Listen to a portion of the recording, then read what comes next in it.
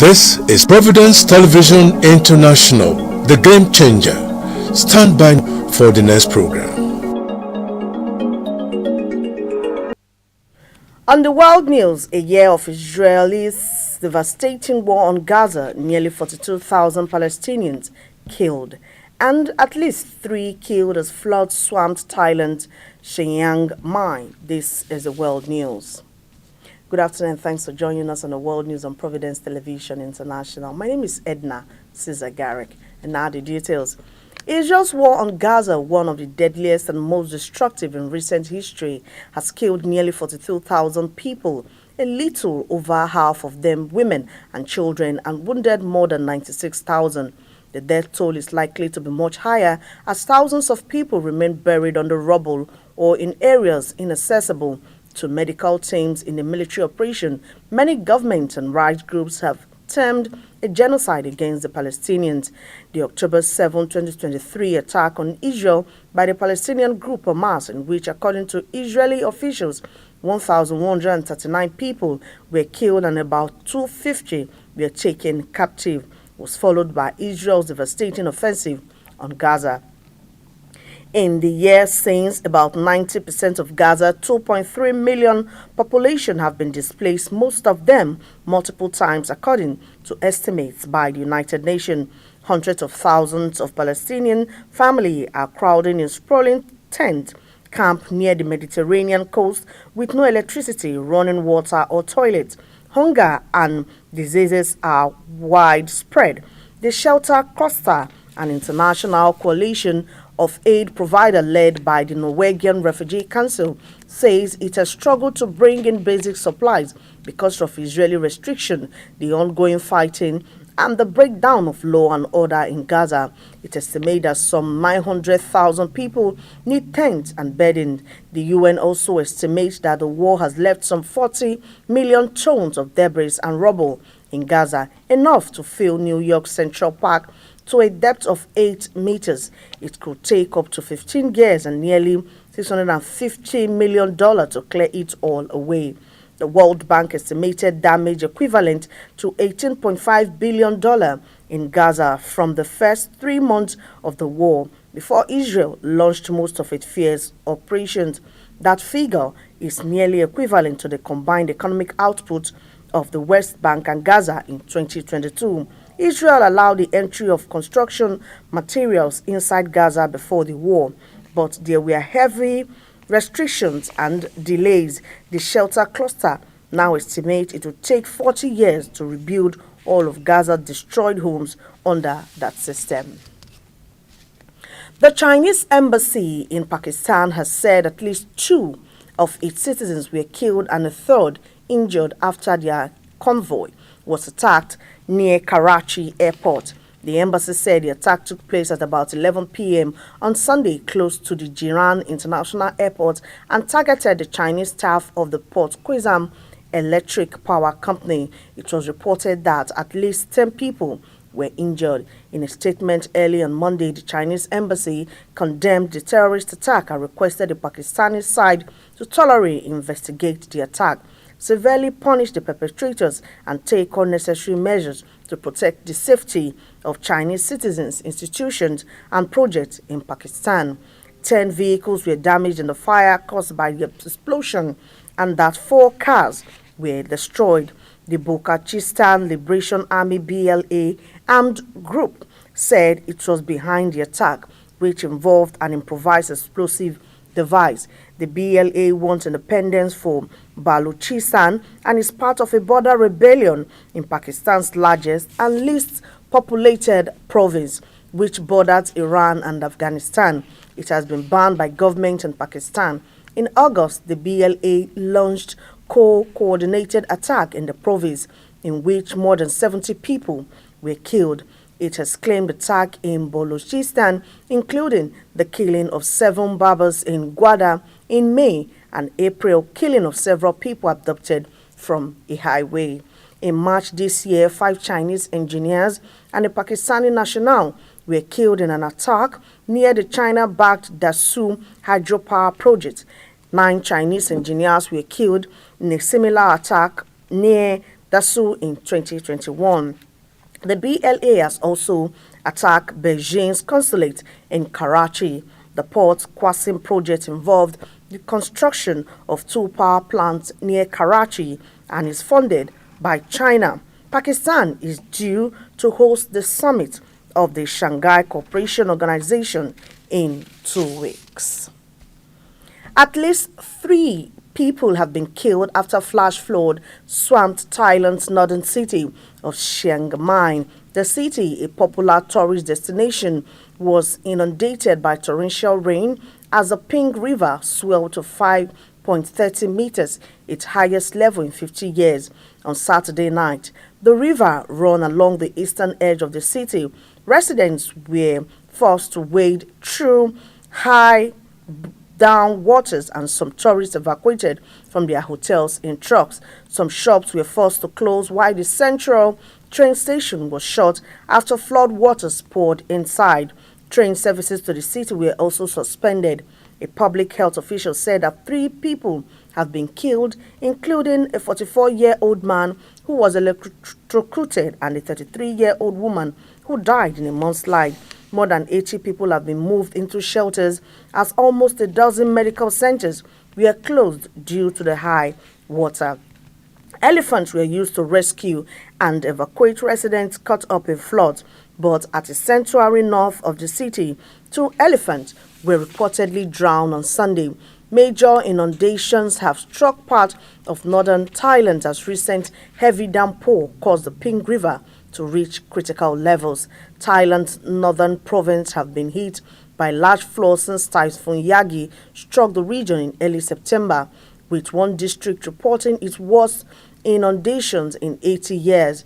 20 of Thailand's 76 provinces are currently flooded. The depth of the Disaster Prevention and Migration said on Sunday there were concerns of more flood, including the capital Bangkok, after the irrigation department said it will be releasing water from a major dam after weeks of frequent heavy rain.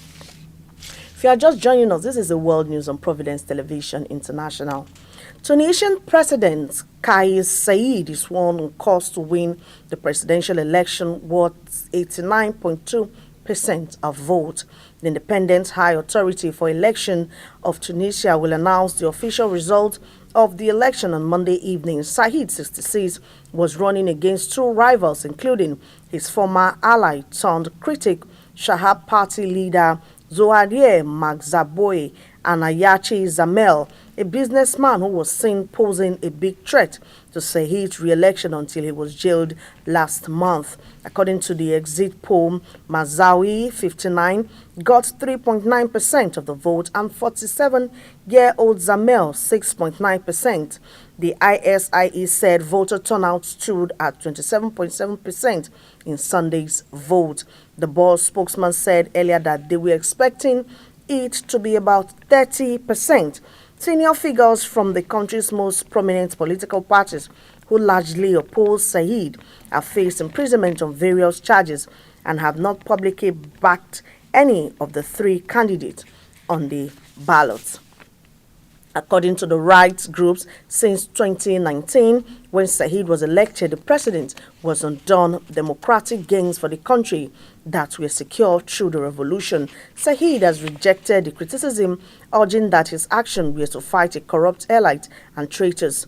Political tensions grew in Tunisia ahead of the election after an electoral commission named by the president disqualified 3 candidates amid protests by opposition and civil society groups. Last week, lawmakers loyal to Said stripped the administration court of authority over election dispute. The court is seen as the country's last independent judicial body after Said dissolved the Supreme Judicial Council and dismissed several judges in 2022.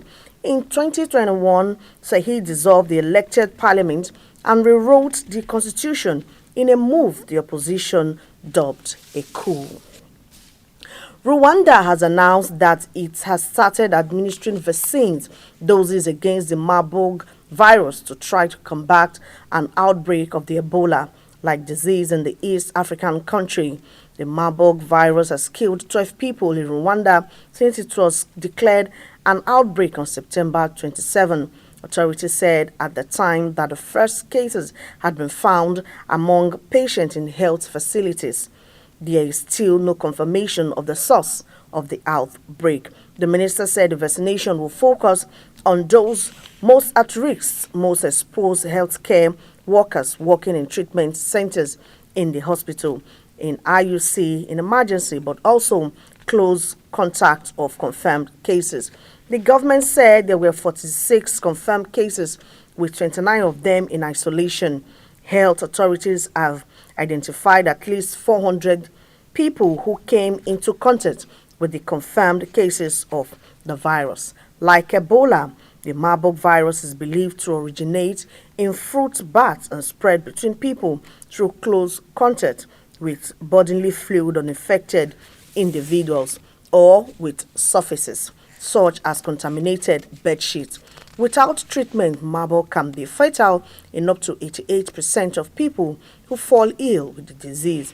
Its symptoms include fever, muscle pains, diarrhea, vomiting, and some cases extreme blood loss, often leading to death.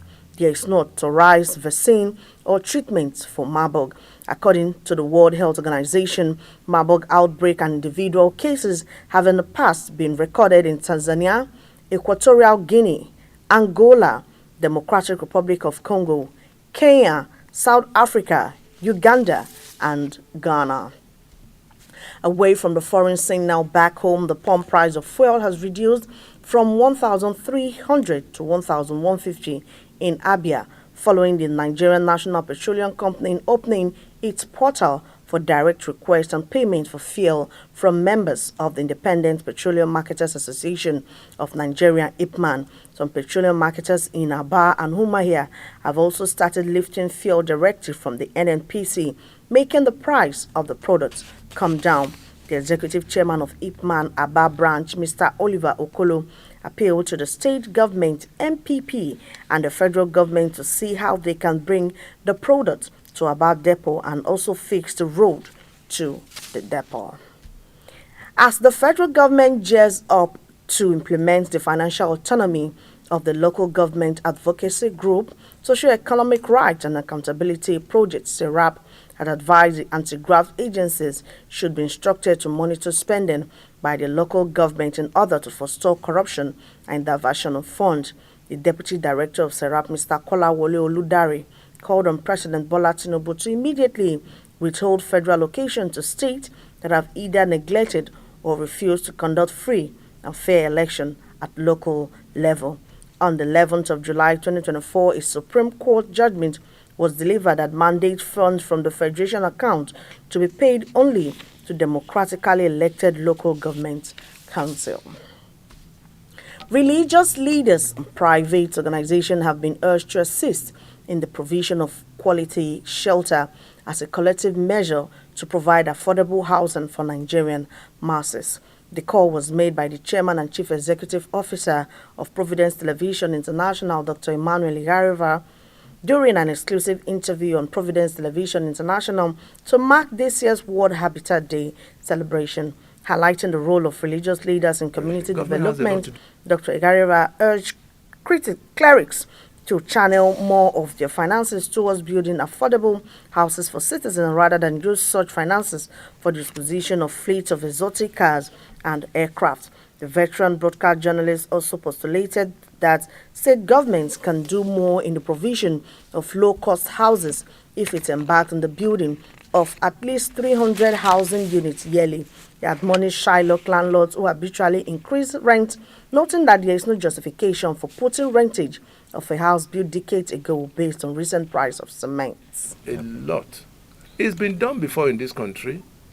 The former governor of Lagos State, may so rest in peace, Lateef Jakonde, he built estates. They are still in Lagos State today. During the military, we had the housing estates in Edo State, for instance, the ones at Ikpoba Hill, then the Andrew Wilson estate on Sapler Road.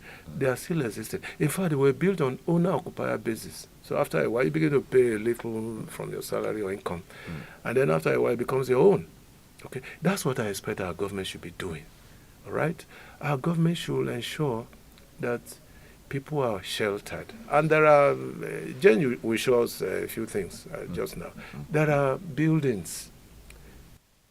The World Habitat Day is a day set aside by the United Nations to highlight the need for quality and affordable shelter for all. With that, we've come to the end of the world news. But before we go, let's take a look at the top stories that made headlines. To watch the report, which say Rwanda has announced that it has started administering vaccine doses against the Marburg virus to try to combat an outbreak of the Ebola-like disease in the East African country. The Marburg virus has killed 12 people in Rwanda since it was declared an outbreak in September 27. And we also told you that Tunisian President Kais Saied is on course to win the presidential election with 89.2% of the vote. The Independent High Authority for Elections of Tunisia will announce the official result of the election on Monday evening. At least 3 people have been killed after flash floods swamped Thailand's northern city of Chiang Mai. The city, a popular tourist destination, was inundated by torrential rain as the Ping River swelled to 5.30 meters, its highest level in 50 years, on Saturday night. The Chinese embassy in Pakistan has said at least 2 of its citizens were killed and a 3rd injured after their convoy was attacked near Karachi airport. The embassy said the attack took place at about 11 p.m.